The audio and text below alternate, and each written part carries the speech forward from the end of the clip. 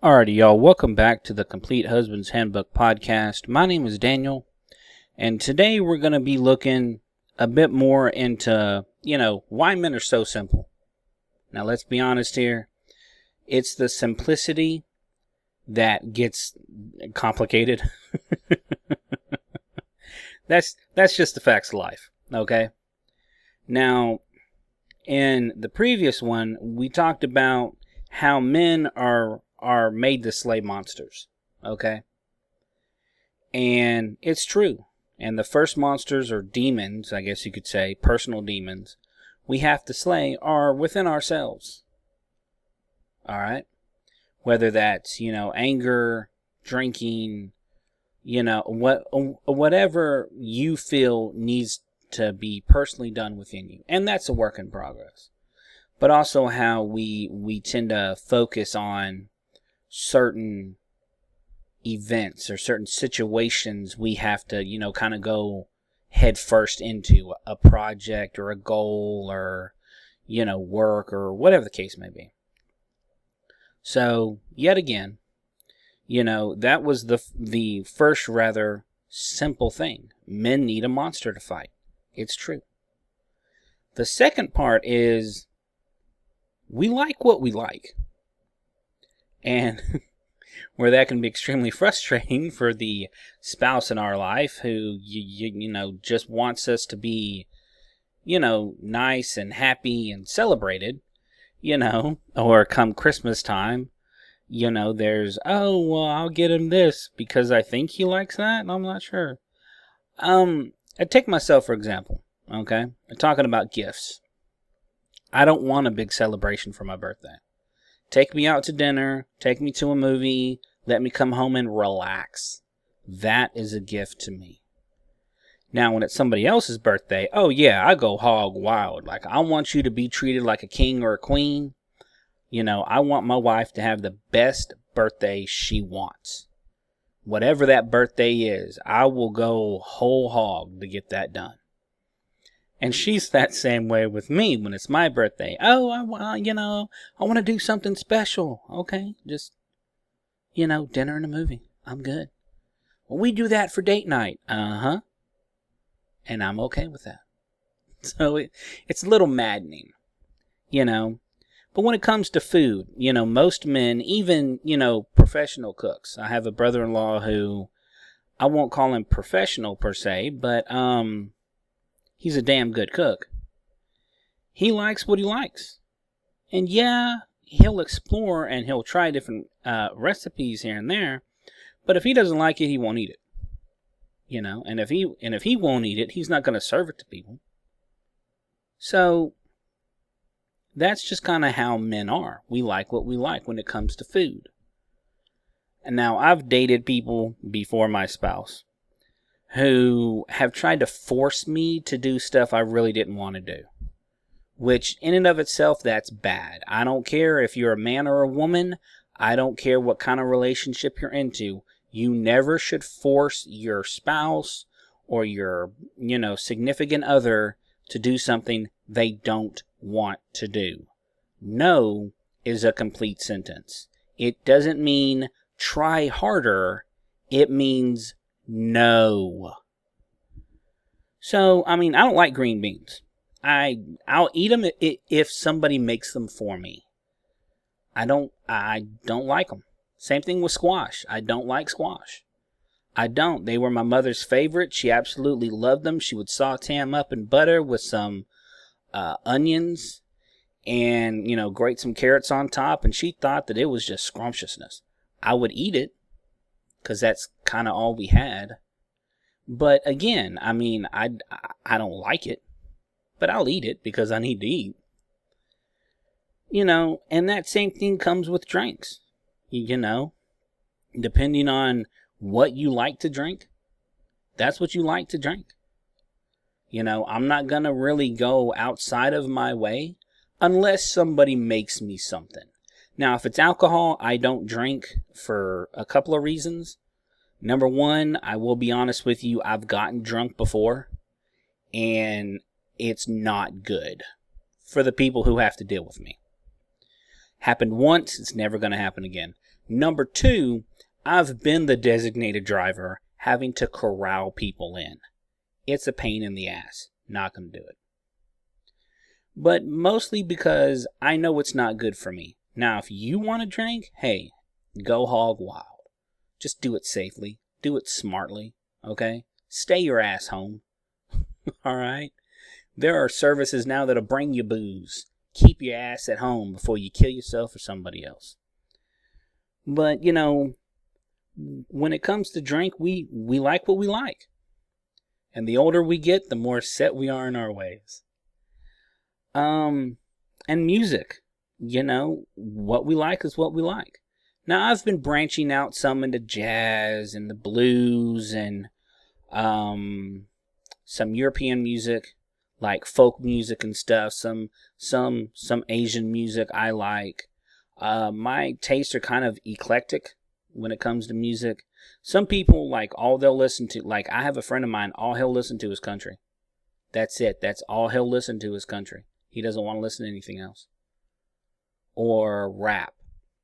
I have another friend of mine, he'll just listen to the blues and that's it. Nothing else. So, we are what we are. And really, men are that same way when it comes to a spouse. Whenever I was growing up in the church that I still belong to, we had young single adult congregations. And there would always be this list, oh, ladies, what do you look for in a man? And there's usually a huge list. Men, what do you look for in a woman? And it's relatively short. Each person wants something different. But for the majority, they want a spouse that's caring.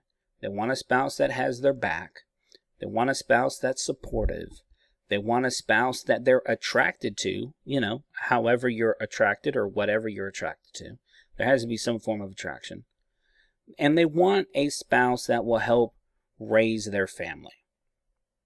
Now, however you want to make a family, that's on you. Adoption, surrogate, whatever. Okay? Again, on you.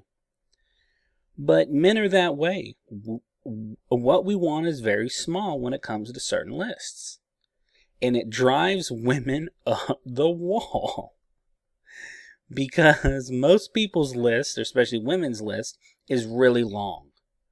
Oh, I want him to be, this tall and have these hairs and this color eyes and this kind of chin.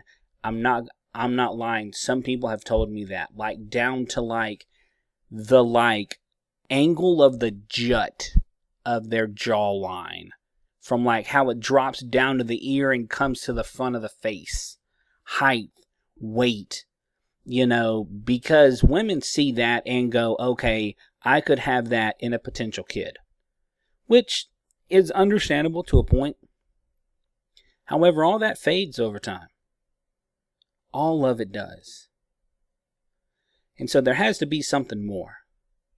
And I'm going to tell you, to be perfectly honest, my list really boiled down to 3 things when I started dating my wife. Number 1, can I have a conversation with you? About anything. Can I have a conversation with you? Even to this day, my wife talks about stuff I have no idea what she's talking about. None. But it's important to her. And so, I make it important to me. Because I need to know what's going on in her life. Just like she needs to know what's going on in mine. So, can we have a conversation? Number 1. Number 2, do I have to dumb myself down to be around you? Now, this is what I'm looking for, because in my religion, we marry for time and all eternity. Which means once death comes, brings us to the hereafter, she's still going to be my wife. Which means she's going to be there through hell or high water, through, by the time the stars die out. She's going to be there. For better or worse. But, I need to be able to feel comfortable around you. Do I have to dumb myself down to be around you? Now, I'm not the smartest guy. I'm not the sharpest tool in the shed. But again, I don't want a wife, and thankfully I don't have a wife, who is one of those, maids, cooks, sex toys, to put it rather bluntly. Some men want that. And that's what they want in life. They want a wife who's chained to the oven and barefoot and pregnant. Well, ladies, if that's your cup of tea, God bless America. Have at it. That's not mine. One of the best dates my wife and I has ever been on, in my opinion, was a date. We went to Chili's and it was packed. And Chili's was shorthanded. They took our drink order, gave us some chips and salsa for free. I didn't even realize we had been there for an hour and a half before they actually got our order for food. We were just talking about just random crap. Her work, my work, the books we're both reading, the movies we're going to, the music we like. I mean, it was just a great conversation. By the time we were done, the date had lasted 3 hours. That is what I mean by, do I have to dumb myself down to be around you? If we can't have some kind of communication, again, it goes back to, can I talk to you? Are you intelligent enough to where me and you can be on the same level? Not that we agree with everything, not that you have to have a college degree, because I don't. My wife does. She has a bachelor's. Not that you have to write books, not that you have to be some neurosurgeon, that I think I'm better than you. But can I bring something to the table and you match it? Yes. I found that in my wife. And the third one is, are we on the same page when it comes to family and love? Those 3 things was all I wanted. Looks come and go. Height, weight, body type, eye color, skin color. I didn't care. Those 3 things was all I wanted. And I got them. When you find what you like, what you really, really need in life, it makes life so much simpler. It does. Because you can weed out and filter out all that crap that the world tries to tell you. Especially for men. I mean, sex is everywhere we look. It's in our movies. It's in our advertising. I mean, they even make leggings made for women to be appealing to men. Because if a woman sees her man like, ooh, she's looking fine in them leggings, she's going to buy the leggings to prove she looks better. Not that it's better for the woman. Not that it, helps her or any kind of way. It's because she's going to be jealous because her man is looking at another woman's butt.